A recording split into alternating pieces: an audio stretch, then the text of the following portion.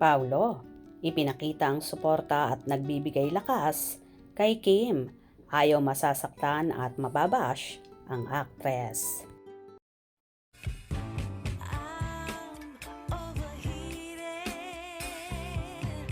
can hardly sleep at night, doing crazy dreaming. You're the reason why. Hiding by the baby. Tila kaysa nga ni Kim Chiu at ng buong Kim Paulaja ang napapabalitang kasintahan na at jowa ni Kim ang kapamilya star na si Paolo Avellino. Dahil sunod-sunod nga ang hirit at fake news na kumakalat kay Chinita Princess tungkol sa naging spells niya sa afternoon show na It's Showtime.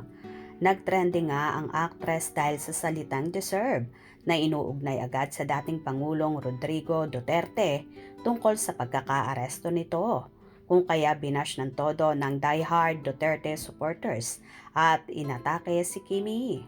Marami ang nagalit sa actress kahit hindi pa naman nila alam ang mga pangyayari at sinasabi pa na 30 million ang supporters ni Tatay Digong at for sure, ang iba raw dito ay fans ni Kim Chiu. Nasakta naman ng todo si Chinita Princess kaya naman nag-tweet ng sunod-sunod ang dalaga. Na wag na daw siyang idamay sa mga ganoon dahil busy siya sa maraming bagay. Nag-tweet din ang actress na pinabulaana na wala siyang pinatatamaan sa sinabi, kundi ito ay script at spell lang sa Showtime ng dalaga at dapat niyang basahin. Maghapon at magdamag ngang trending at pinag-uusapan ang word na deserve, kung saan hindi lang si Kimi ang nagsabi niyan dahil sila Vong Navarro at Karil ay may deserve ding sinabi sa mga binasa nila. Pagpapatuloy pa ni Chinita Princess na wag daw basta-basta maniniwala sa mga naglalabasang balita lalo pat walang katotohanan ito. Nagbahagi naman si Kimi ng video sa kanyang Instagram account kung saan may mahabang post.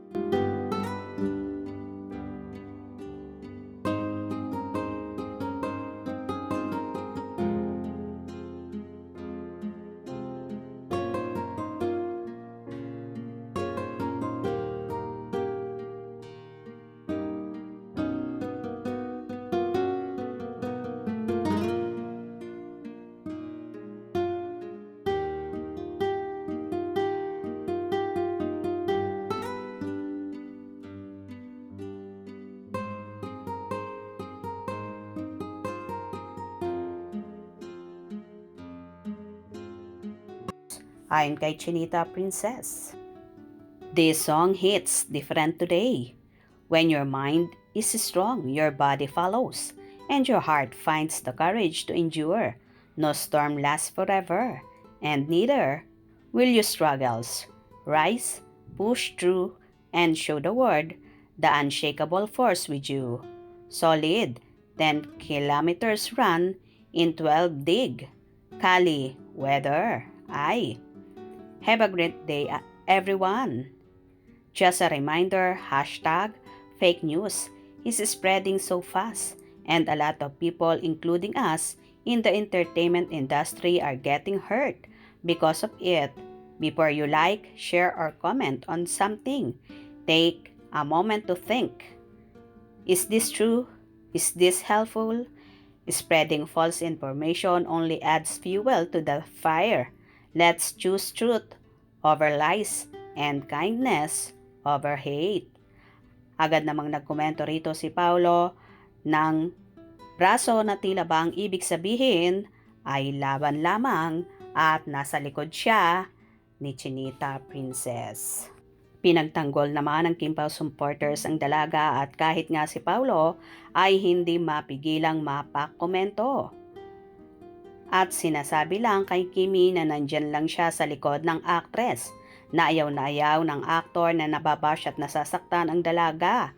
Lalo pat wala naman itong katotohanan ang mga lumalabas na balita. Kaya todo tanggol din ang aktor. Grabe naman kasi ang ibang netizens na basta na lang makareact at di muna alamin ang totoong pangyayari bago magkomento ng kung ano-ano at iba siyang dalaga. Narito naman ang ilang hanash ng Kim Pao followers. Kim Pao, laban lang. Marami kaming nakasuporta sa inyo.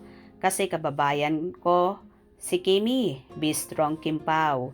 Yes, gusto nating idemanda niya yung mga nag-spread ng fake news para masampulan Sana masampulan ng mga taong makitid ang utak. Kaya ganun na lang ang galit nila kay Kim kasi hindi nila kayang lampasan ang isang Kim Chiu. We stand by you. We'll still support you all the way. We love you even more. Paolo Avellino at Kim Chiu, we're here for you. Excited na kaming mapanood ang My Love Will Make You Disappear. Kim Pao forever. No matter what, we are here for you, idols.